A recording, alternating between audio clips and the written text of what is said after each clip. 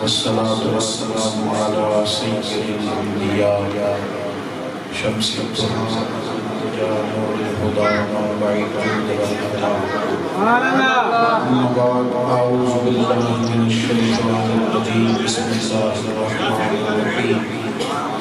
يا أيها الذين آمنوا لا ترفعوا أصواتكم فوق صوت النبي. صدق الله العظيم وصدق رسوله النبي الكريم ونحن على ذلك من الشاهدين والشاكرين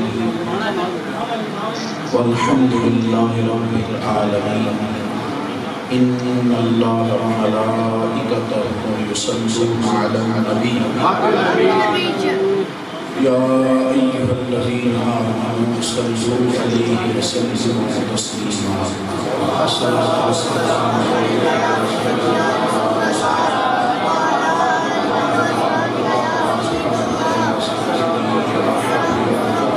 سارے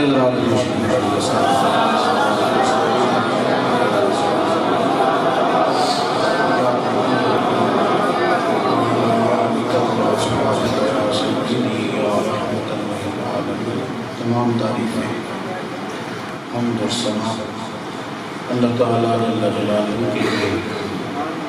درود و سلام نبی اکرم سید عالم صلی اللہ تعالیٰ علیہ وسلم کے ذات و صفات کے لیے حمد و ثنا کے بعد انتہائی عزت و تکریم کے لائق حاضرین سامعین بالخصوص حضرات علماء کرام، محفل میلاد مصطفیٰ صلی اللہ علیہ وسلم کے عنوان سے خوبصورت محفل مبارکہ کا انعقاد ہے.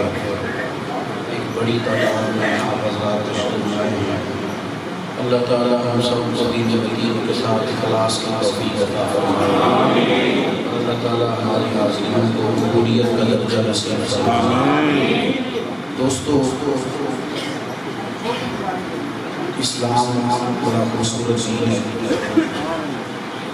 جو چیزیں انسان کی فطرت کے مطابق ہیں اسلام نے ہم کی تربیت فرمائی. ایک بہت بڑی اور اہم چیز جس سے معاشرے کے اندر امن پیدا ہوتا ہے، سکون پیدا ہوتا ہے، اسلام نے اس طرف بڑی خاص توجہ فرمائی ہے. اس چیز کا نام ہے ادب، احترام، اکرام. آپ مہربانی فرمائیں گے اب ماشاءاللہ جو حضرات آئیں گے ظاہر ہے جو آئے گا اسے کئی جگہ مجھے ملے گی تو اب بس ٹھیک ہے. الحمدللہ سارا کچھ آپ کا بڑا بہترین ہے، سارا انتظام بھی بڑا اچھا ہے. سب جو سب سیاسی مسئلہ ہے وہ ہے بے چینی وہ دور کر لے گا اور چین اور سکون اور اطمینان کے ساتھ بیٹھ جائیں. اللہ تعالیٰ آپ کو جزائے خیر عطا فرمائے. اللہ تعالیٰ آپ کو بہت ساری برکت عطا فرمائے. آپ پنجابی لوگ ہیں نا جی، ایک کو کم کر دیں جیسی تو ایک میں جگہ پہ گیا تھا تو وہ گھر والے کہنے لگے جی ہمیں تو سمجھ نہیں آ رہی آپ آ گئے اب ہم کیا کریں. تو میں نے کہا میں کو آپ کو ناسمجھ کرنے تو آیا نہیں. اب ایسا تو نہیں ہے نا کہ آپ ناسمجھ ہو جائیں اور میں واپس ہی چلا جاؤں کہ آپ سمجھدار تو رہے نا. اب اطمینان سے ماشاءاللہ سکون سے بیٹھیں. بڑا خوبصورت بندوبست ہے، بڑے پیارے آپ لوگ سب لوگ تشریف فرمائیں. اب تھوڑا موقع دیں تاکہ کچھ باتیں آپ کے ساتھ کر لیں. دوستو، ادب سے معاشرے کے اندر ادب کرنے سے معاشرے میں امن پیدا ہوتا ہے، سکون پیدا ہوتا ہے. بے ادبی جو ہوتی ہے یہ بدامنی بھی پیدا کرتی ہے اور بے سکونی بھی پیدا کرتی ہے. آپ بڑا اچھا خرچہ دیں ماں باپ کو، ان کی مرضی کے مطابق سارے کام کریں اور کوشش کریں آپ کے جو وہ کہیں آپ کریں. لیکن آپ کہیں کہ میں جذباتی آدمی ہوں، زیادہ نہیں، کبھی کبھار مہینے میں ایک دفعہ میں ابا جی کے ساتھ سخت بھی بول لیتا ہوں. تو آپ سارا مہینہ خدمت کریں، لیکن وہ جو ایک دن آپ نے تلخ جملہ کہا نا والد صاحب کو، وہ جملہ ان کو کئی راتیں سونے نہیں دیتا. آپ نے پھر میری بات پہ توجہ کریں، غور کریں، میں آپ سے گفتگو کر رہا ہوں. دوست، آپ نے مہینے کے 29 دن ادب کیا، ایک دن ہی آپ نے غلط بات کی نا، لیکن وہ ساری زندگی نہیں بھولتی، وہ اذیت دیتی ہے، ابا جی سو نہیں پاتے، اماں سو نہیں پاتی، اور وہ کبھی کبھی کہتی ہے کہ بیٹے تو پیسے تھوڑے دیا کر، باقی بھی سارے کام تھوڑے کر لیا کر، وہ تیرا جملہ جو ہے نا وہ مجھے بڑی تکلیف دیتا ہے، میرے ساتھ ذرا تمیز سے بات کیا کر، میں بڑی تکلیف میں آ جاتی ہوں۔ آپ نے اپنی بیوی کو بڑا اچھا رکھا ہوا ہے، پیسے بڑے دیتے ہیں، جب وہ کہتی ہے میکے بھی لے جاتے ہیں، شاپنگ بھی کراتے ہیں، لیکن کبھی کبھی آپ غصے میں ہوتے ہیں تو معاذ اللہ اس کے ماں باپ کو گالی دے دیتے ہیں، وہ ساری رات روتی ہے، اور جب وہ نارمل ہوتی ہے تو آپ سے مطالبہ کرتی ہے کہ میں ایک سوٹ میں بھی گزارا کر لوں گی اور میں تھوڑی بھی روٹی کھا لوں گی، لیکن میرے ماں باپ کی توہین نہ کیا کر، یہ مجھ سے برداشت نہیں ہوتی، اور مجھے گالی نہ دیا کر، یہ مجھے تکلیف دیتی ہے۔ اور اگر خاتون کسی وقت زبان کی تیز ہو، کوئی ایسی بات کر دے تو خامد اسے کہتا ہے تو کپڑے بے شک نہ دھویا کر، میں دھوبی سے دھلوا دوں گا، روٹی بھی ہوٹل سے کھا لوں گا، پر میری ماں کی توہین نہ کرنا، یہ مجھ سے برداشت نہیں ہوتا۔ یہ توہین اور بے ادبی اتنا بڑا نقص ہے، یہ لوگوں کو جینے نہیں دیتا، یہ چھین لیتا ہے چیزیں۔ اس لیے میرے رسول پاک صلی اللہ تعالیٰ علیہ وسلم نے فرمایا تھا جو چھوٹے پہ رحم نہ کرے اور بڑے کی توقیر نہ کرے، من لم یرحم صغیرنا ولم یوقر کبیرنا، جسے نہ رحم کرنا آئے نہ توقیر کرنی آئے، فرمایا فلیس منا، وہ ہماری جماعت سے نکل گیا، ہم میں سے نہیں ہے۔ اگر آپ کو تعظیم ایک نا پچھلے کچھ عرصے سے ہمارے ملک کے اندر ایک کلچر پروموٹ کیا گیا اور پری پلان پروموٹ کیا گیا ہے کہ جو جتنا زیادہ بدتمیز ہوتا ہے اتنا بڑا لیڈر ہوتا ہے، جو جتنے زیادہ لوگوں کی پگڑیاں کھولنا جانتا ہو اتنا زیادہ مشہور ہوتا ہے۔ ایک تہذیب سے بات کرو یا تو سارے مولوی کر رہے ہیں، پیار سے بات کرو تو سارے کر رہے ہیں، لیکن جس کو زیادہ سخت بات، آپ دیکھیں نا مذہبی میدان میں تو چلو جو کچھ ہوتا ہے، آپ سیاسی رانگروف دیکھیں، جو جتنی زیادہ لمبی زبان رکھتا ہوتا ہے اسے زیادہ سے زیادہ اچھی وزارت دی جاتی ہے۔ بے ادبی کو باقاعدہ پروموٹ کیا جا رہا ہے، اور وہ کس لیے کہ معاشرے میں بدامنی پیدا ہو، بے سکونی پیدا ہو۔ جو آدمی تہذیب سے بات کرے، سادی بات کرے، لوگ کہتے ہیں تو روٹین کی بات ہے، اور جو کہے کسی کو نہیں پتا صرف مجھے ہی پتا ہے، اس طرح کی بدتمیز کو باقاعدہ پروموٹ کیا جاتا ہے، ان کو آگے لگایا جاتا ہے، کیونکہ جو سٹائل ذرا ہٹ کے ہو نا پاپولر زیادہ ہوتا ہے۔ میرے بھائی، ادب جب آپ کرتے ہیں، ادب یعنی جب آپ توقیر کرتے ہیں، جب آپ کسی کو احترام دیتے ہیں، بخاری مسلم میں آپ کو حدیث ملے گی، نبی پاک صلی اللہ تعالیٰ علیہ وسلم نے فرمایا جس نے عدل کرنے والے بادشاہ کی عزت کی، جس نے قرآن پاک کے عالم کی عزت کی اور کوئی شرط نہیں لگائی، فرمایا مسلمان ہو، داڑھی سفید ہو، جس نے سفید داڑھی والے مسلمان کی عزت کی، حضور نے گنوا کے بتایا، جس نے قرآن کے عالم کی عزت کی، عادل بادشاہ کی عزت کی، سفید داڑھی والے مسلمان کی عزت کی، میرے کریم فرمانے لگے وہ سمجھ لے میں نے اپنے رب کا احترام کیا۔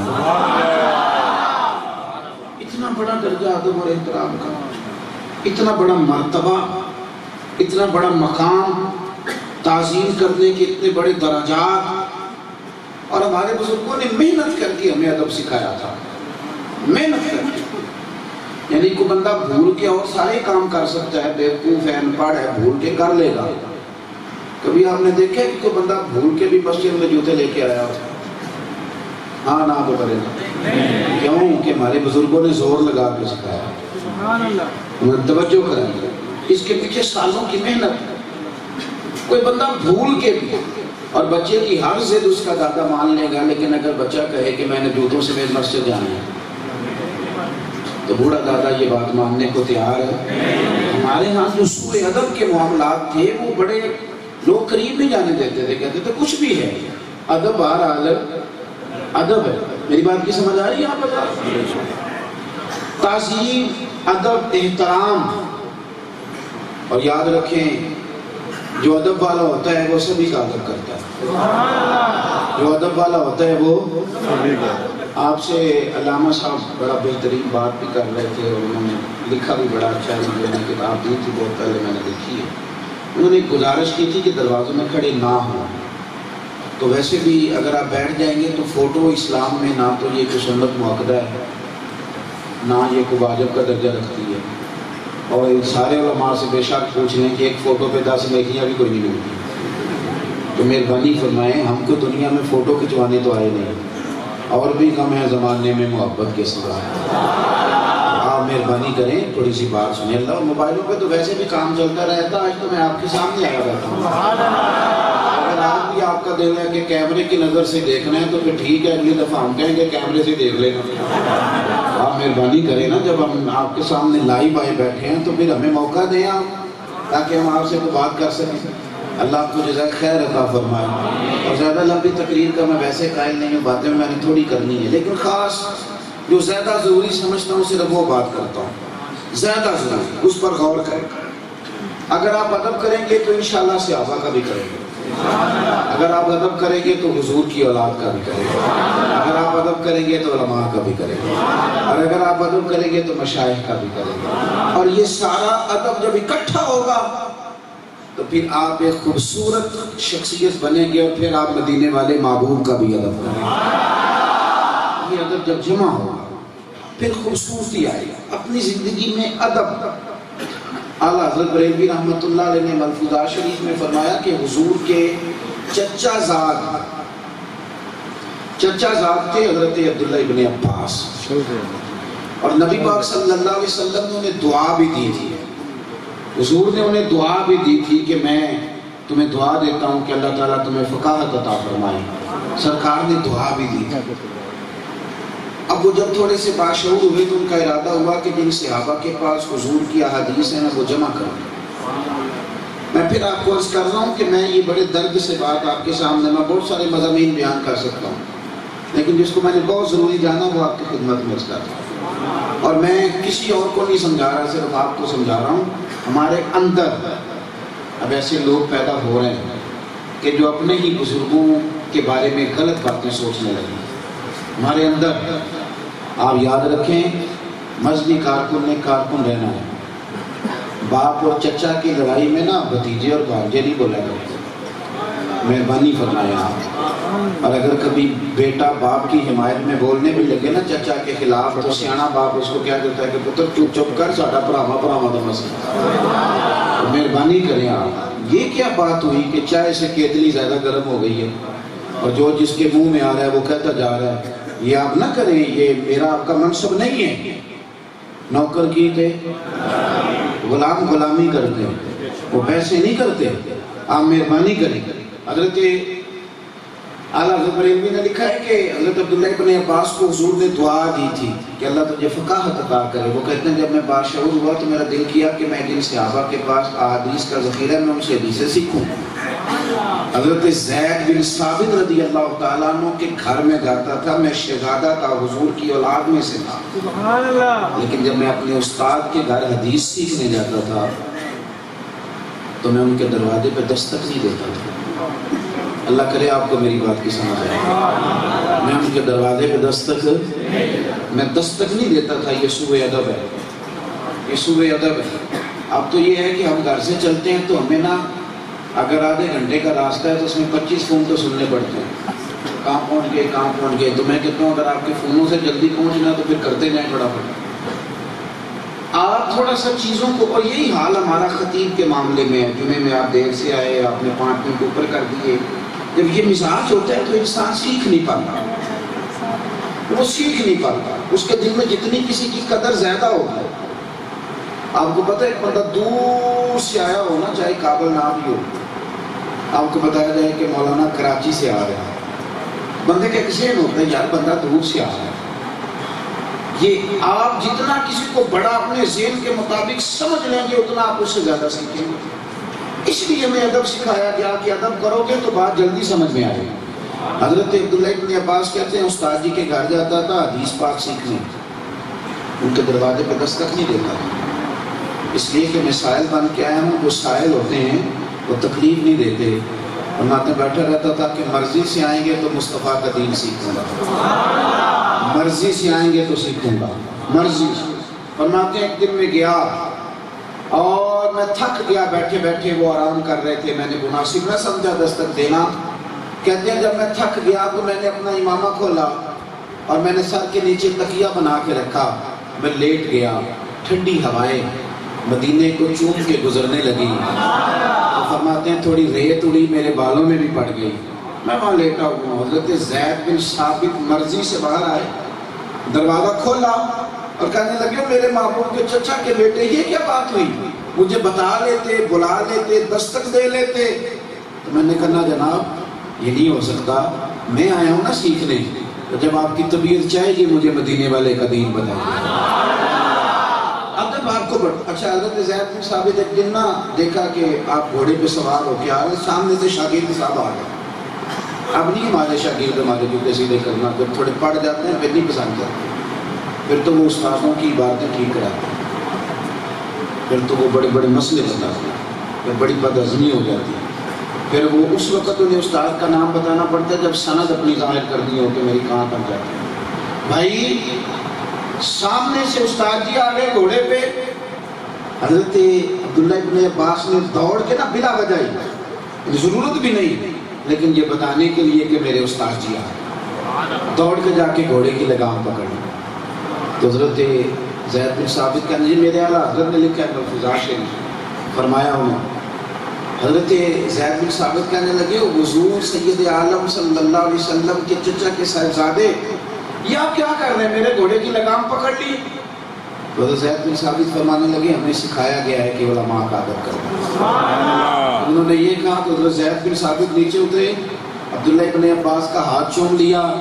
تو کہنے لگے استاد جی یہ کیا ہے؟ فرمایا ہمیں بھی سکھایا گیا ہے کہ مصطفیٰ کے خاندان کا ادب کرنا، ہمیں بھی سکھایا گیا ہے کہ خاندان رسول کا اپنی زندگی میں توقیر اور یہ ذہن سے دل سے آپ عزت کریں.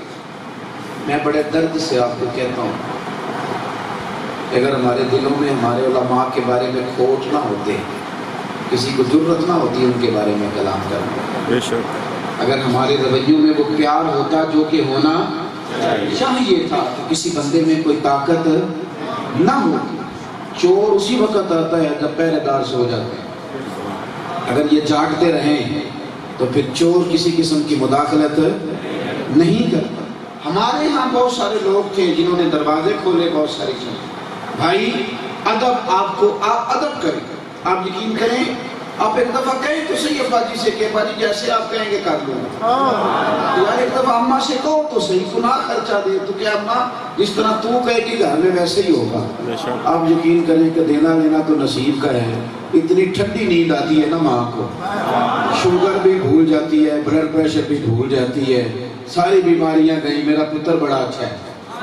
میں دوستوں کو اکثر کہتا ہوں کہ کچھ نہ کرو، صرف رات کو 2 منٹ اماں کے پیروں میں بیٹھ جاؤ، ڈیوٹی سے آ کے کمل آ تیرے پیر دبائیں. میرے خیال ہے 3-4 منٹ آپ کریں گے تو اماں میری کہے گی جا تو تھکا ہوا ہے سو جا. اس سے زیادہ نہیں. تو بڑا تھکا ہے، میں کہڑا کو باڈی لگی، میں تو فارغ جا سو جا. اتنا ساتھ میں خدمت کری، اماں راضی بھی ہو گئی، دل بھی ٹھنڈا ہو گیا، دعا بھی مل گئی. اور سویرے سارے محلے کی بیویوں کو بتاتی ہے میرا پتر بڑا چنگا ہے، راتی میں نے کوٹ کے سوندا ہے. حالانکہ 2 منٹ نہیں بیٹھنے دیا. آپ جب ادب کرتے ہیں تو حسن پیدا ہوتا ہے، معاشرہ نکھرتا ہے، اس میں کمال آتا ہے، اس میں اعزاز آتا ہے. حضور کے ایک صحابی حضرت ثابت بن قیس بن شماس انصاری رضی اللہ عنہ، سکل سماعت کا مسئلہ تھا، ذرا اونچا سنتے. جو لوگ اونچا سنتے ہیں وہ بولتے بھی اونچے، وہ سمجھتے ہیں کہ سارے بہ رہے ہیں، سارے اونچا سنتے ہیں. یہ ذرا اونچا بولتے تھے. حضور کی بارگاہ میں آتے تو پھر بھی ذرا اونچا بولتے. اللہ تعالیٰ نے قرآن پاک نازل کیا، یا ایھا الذین آمنوا لا ترفعوا اصواتکم فوق صوت النبی. اے ایمان والو میرے نبی کی آواز سے اپنی آوازوں کو اونچا نہ کرنا، اپنی آوازوں کو چیک کر لو. اب نہ تو کوئی پیمانہ ہے کہ آواز کو ناپا جائے، نہ کوئی ترازو ہے جس پر آوازوں کو تولا جائے. اللہ یہ حکم فرمایا بس تمہیں کہہ دیا ہے کہ تمہاری آواز میرے محبوب کی آواز سے اونچی نہ ہونے پائے. آواز